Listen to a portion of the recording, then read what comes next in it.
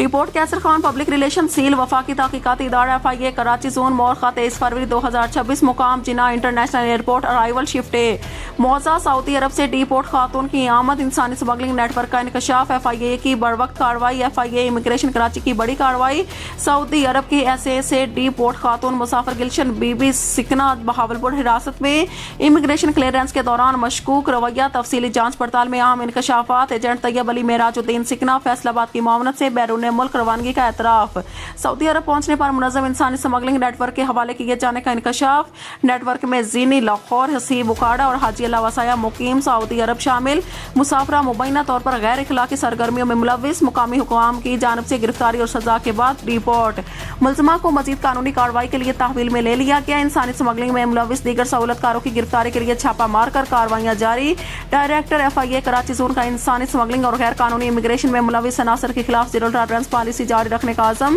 شہری بیرون ملک سفر کے لیے صرف قانونی اور مستند ذرائع اختیار کریں